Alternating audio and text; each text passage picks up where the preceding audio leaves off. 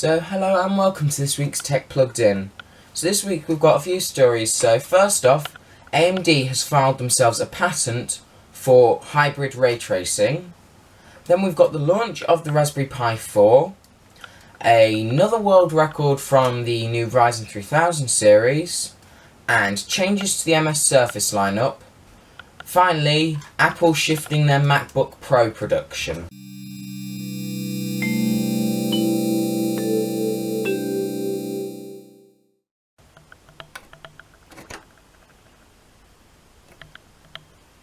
So obviously, in recent times since September, it has been near impossible to discuss new and upcoming graphics technologies without coming on to the topic of real-time ray tracing.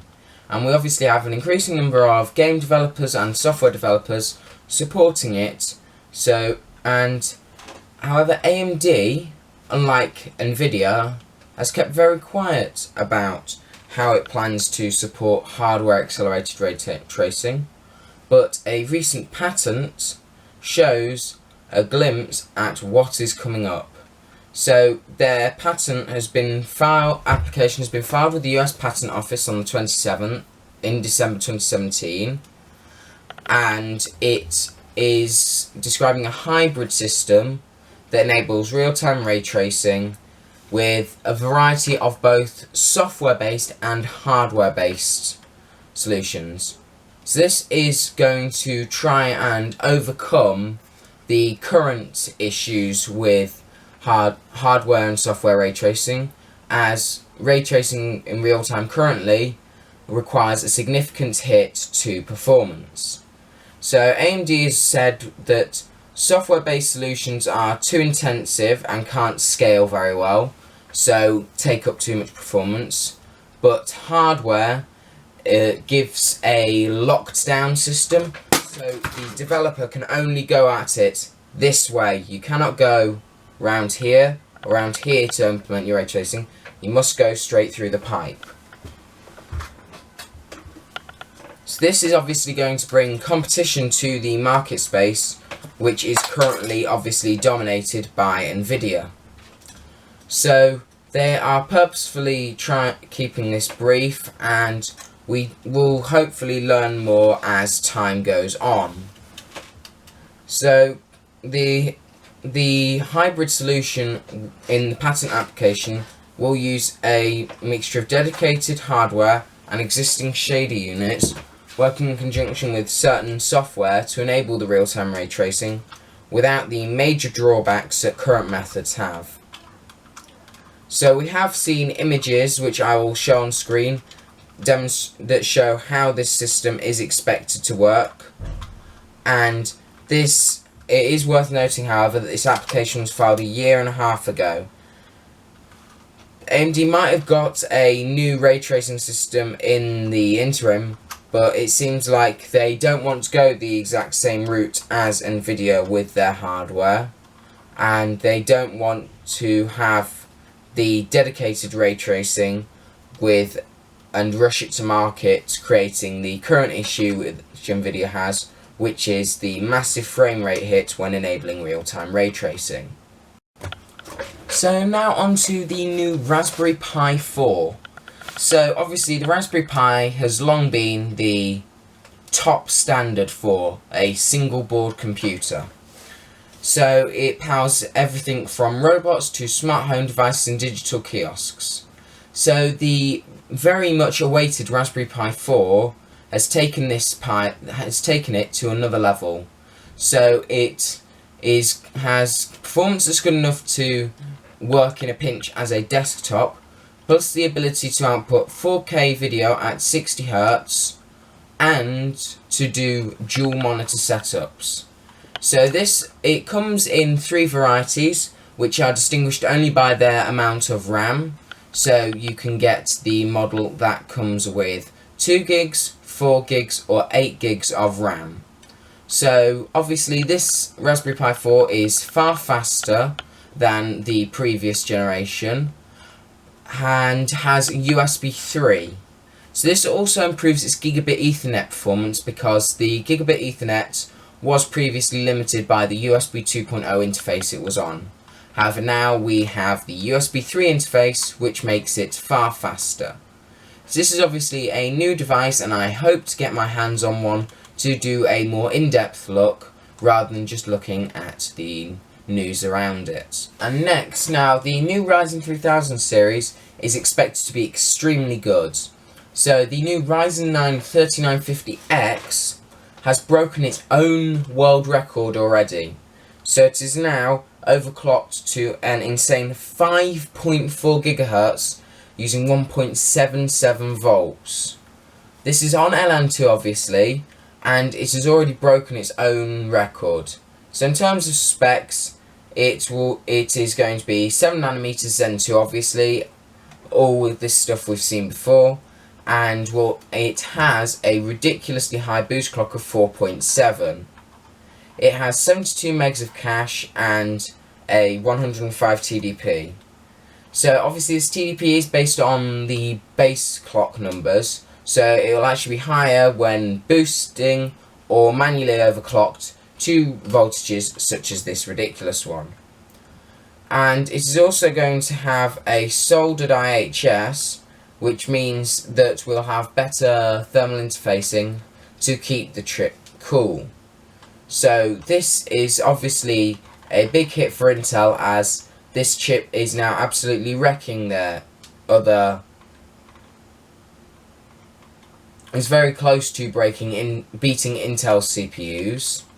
And when you look at the voltage, it's actually surprising how high it is, and it is at 1.77 volts, which is obviously going to be very, very close to the breaking limit of the chip. Now, this chip was again on MSI Meg X570 Godlike and under LN2, and the maximum score is a 5501, which is 67 points higher than the previous world record of 5434, whereas the 9980XEs, which is Intel's top of the line processor, was 5320. So this hasn't been validated just yet like previous records, but we expect it to be put up on HardwareBot soon. So this overclock was also on all cores, which means that if somebody were to overclock this on their own system, or maybe not this extreme but still overclock it, you would most definitely have a very good CPU for things such as productivity and update and exporting video. Now we have got Microsoft are reportedly testing new CPUs for their Surface lineup. So obviously the Surface lineup consists of the Surface Go, the Surface Pro, the Surface Laptop, and the Surface Studio. So before, the chips were all obviously Intel chips, as ARM and AMD have never been able to provide the giant with power efficient enough CPUs for the portable machines. For example, the Surface Pro that I have has a 15-watt CPU. So Microsoft is reportedly testing AMD Picasso SoCs for its Surface laptop, and they are also looking at having a custom ARM chip design for other products. So this is obviously going to be coming from Qualcomm, who has been supporting the Windows 10 for ARM platform.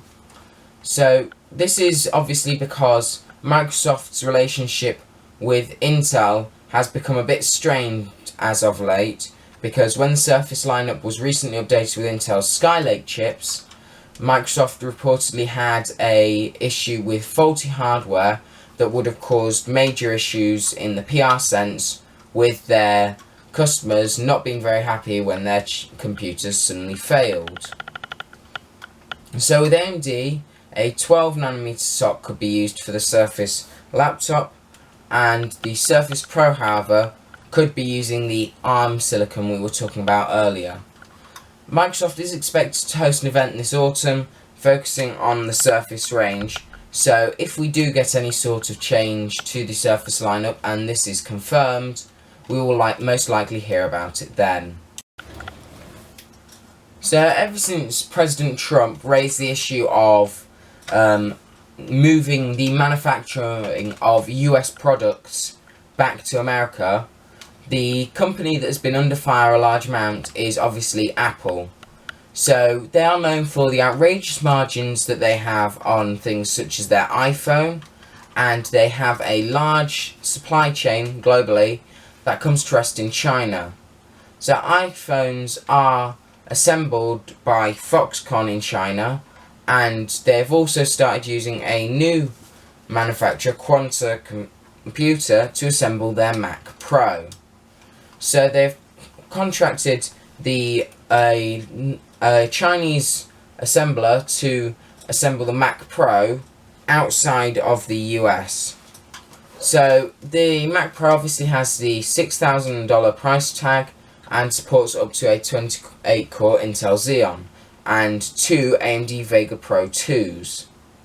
Now obviously they are manufacturing these in China, and they are looking to however, the Mac Pro's predecessor was obviously assembled in the US. So the CEO, Tim Cook, has obviously gone to great lengths to remind users how the 2013 Mac Pro was assembled inside the US. However, they have changed the operational strategy now to build the computer in China. So this is saving on production costs and logistics costs, as most of their suppliers are Asian, and shipping components to China is far cheaper than shipping them all the way to the US. So the Mac Pro's assembly production will commence in a facility near Shanghai, and Apple's decision to outsource the production of another product to China is not going to sit well with Trump supporters. And in a statement, the tech giant has stressed that the company's investments support 2 million jobs across the US, and that readers shouldn't take today's report to mean that Apple is relaxed about manufacturing and assembling its products in China. It's also previously been reported that they are planning to move some of its Mac and iPad production from China. So we are hoping that if they do move products to US to become in line with Trump's advisory, we hope they will not raise the price for this reason. So thank you very much for watching, and I hope you have enjoyed this video. Please feel free to like this video and subscribe to help out our channel with our growth.